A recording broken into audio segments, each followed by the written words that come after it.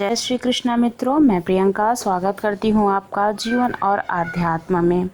मित्रों, हिंदू पंचांग की 11वीं तिथि को एकादशी कहते हैं, यानी कि हिंदी जो पंचांग होता है, हिंदी कैलेंडर के अनुसार जब 11 तारीख होती है तो उसे हम एकादशी कहते हैं। यह तिथि मास में 2 बार आती है, पूर्णिमा के बाद और अमावस्या के बाद।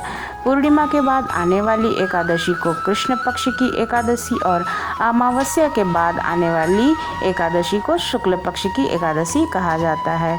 तो अभी बैसाख मास चल रहा है, इसके कृष्ण पक्ष की जो एकादशी तिथि पड़ने वाली है उसे हम वारुथनी एकादशी के नाम से जानते हैं। तो आज मैं उसी की कथा लेके आई हूँ आप लोगों के लिए। हिंदू मान्यता के अनुसार इस व्रत पूजन को करने से आपकी जो अधूरी मनोकामनाएं हैं उनको भगवान विष्णु पूरी करते हैं। अधूरी मनोकामनाओं के बारे में तो मैं नहीं जानती, लेकिन ये जानती हूँ अवश्य कि अगर आप भगवान विष्णु की शरण में जाते हैं और एकादशी का व्रत करते हैं तो आपके मन को शांति अवश्य मिलेगी। युधिष्ठिर ने भगवान श्री कृष्ण से पूछा, हे वासुदेव, वैशाख मास के कृष्ण पक्ष के जो एकादशी आएगी उसका क्या नाम है, उसकी महिमा बतलाइए। तब भगवान श्री कृष्ण बोले, राजन, बैसाख कृष्ण पक्ष की एकादशी वारुथनी एकादशी के नाम से प्रसिद्ध है। यह इस लोक और परलोक में भी सौभाग्य प्रदान करने वाली है। वारुथनी के व्रत से सदा सुख की प्राप्ति और पाप की हानि होती है। वारुथनी के व्रत से ही मानधाता तथा धुंधुमार आदि अन्य अनेक राजा स्वर्गलोक को प्राप्त हुए थे। जो फल 10,000 वर्षों तक तपस्या करने के बाद मनुष्य को प्राप्त होता है, वही फल वारुथनी एकादशी पर व्रत रखने से भी प्राप्त होता है। नृपश्रेष्ठ घोड़े के दान से हाथी का दान श्रेष्ठ होता है।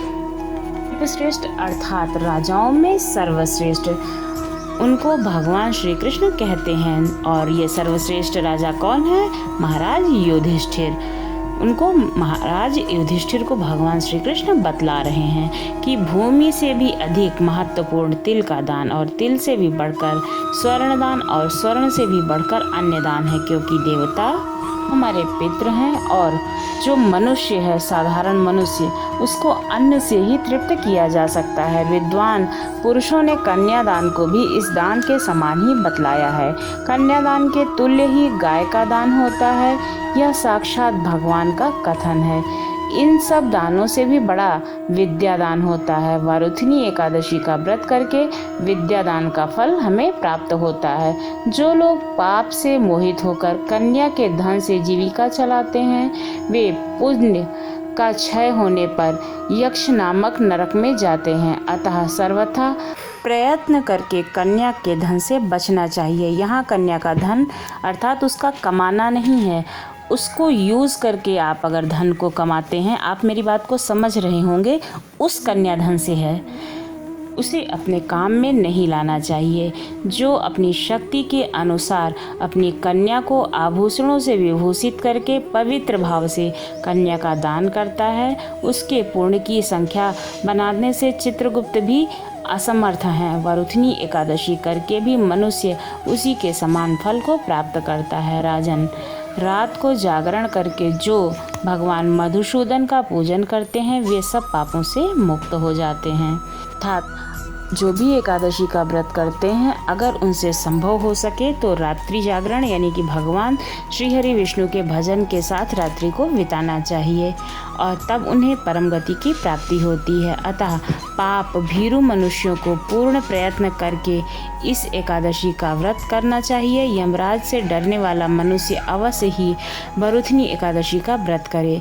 राजन, इसके पढ़ने और सुनने से सहस्त्र गौदान का फल मिलता है और मनुष्य सब पापों से मुक्त होकर विष्णु लोक को प्रतिष्ठित होता है। यानी कि जो भी एकादशी की कथाएं सुनता है, व्रत रखता है, उन्हें सभी प्रकार के पापों से मुक्ति मिलती है और स्वर्ग की प्राप्ति होती है।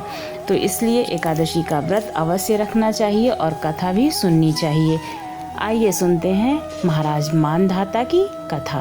प्राचीन काल में नर्मदा नदी के तट पर मानधाता नामक एक राजा थे जो राज्य करते थे।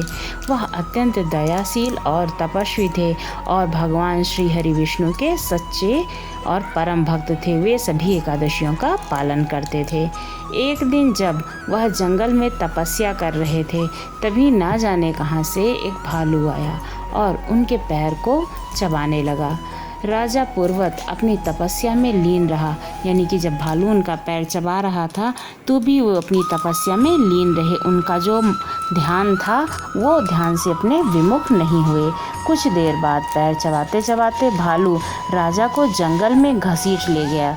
राजा मांधाता को होश आया। जब उन्हें होश आया तो वे घबरा गए, मगर तपस्या धर्म अनुकूल उन्होंने क्रोध और हिंसा बिल्कुल भी नहीं की और भगवान विष्णु को याद करने लगे, उनकी प्रार्थना करने लगे। करुणा भाव से उन्होंने भगवान विष्णु को पुकारा और कहा कि हे प्रभु, हे श्री हरि, हमारी मदद करें। उनकी पुकार सुनकर भगवान श्री हरि विष्णु जी प्रकट हुए और उन्होंने चक्र से भालू को मार दिया। राजा का पैर भालू पहले ही खा चुका था, इससे राजा बहुत ही शोकाकुल हुए, यानी कि बहुत ज़्यादा परेशान हो गए, दुखी हो गए।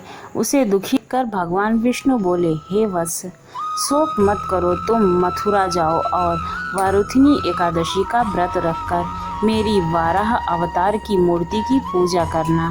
उसके प्रभाव से पुनः सुदृढ़ अंगों वाले हो जाओगे। इस भालू ने जो तुम्हें काटा है वो तुम्हारे पूर्व जन्म का अपराध है, यानी कि तुमने कुछ अपराध किया होगा अपने पिछले जन्म में, इससे पहले वाले जन्म में, उसी अपराध का ये फल है। इसी परिणाम स्वरूप तुम्हें ये दुख प्राप्त हुआ है। भगवान की आज्ञा मानकर राजा मानधाता ने मथुरा जाकर श्रद्धापूर्वक वारुथिनी एकादशी का व्रत किया, जिसके प्रभाव से राजा शीघ्र ही पुनः सुंदर और स्वस्थ हो गया। संपूर्ण अंग उसके प्राप्त हो गया, यानी कि उसका जो पैर भालू ने खा लिया था वो उन्हें प्राप्त हो गया। इसी एकादशी के प्रभाव से राजा मानधाता स्वर्ग गए थे।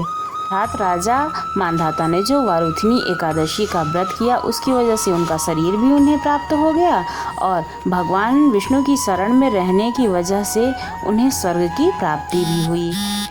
मित्रों, कहते हैं कि जिन्हें हमेशा मृत्यु का भय सताता रहता हो, यानी कि जो लोग इस बात से डरते हों कि उनकी मृत्यु हो जाएगी, उनकी अकाल मृत्यु होगी या वो मृत्यु योग से परेशान होते हैं, उन्हें वारुथिनी एकादशी का व्रत अवश्य करना चाहिए और भगवान विष्णु की शरण में जाना चाहिए। इस व्रत को करने से सभी पापों का नाश होता है और उन्हें मोक्ष की प्राप्ति होती है और उनका जो ये डर होता है अकाल मृत्यु का या किसी भी प्रकार की तकलीफ़ का, वो समाप्त हो जाता है। तो आपको ये जानकारी कैसी लगी ज़रूर बताइएगा। अगर अच्छी लगी हो तो हमारे चैनल को सब्सक्राइब करना ना भूलिएगा। इसी तरह की और धार्मिक कहानियों के लिए धन्यवाद।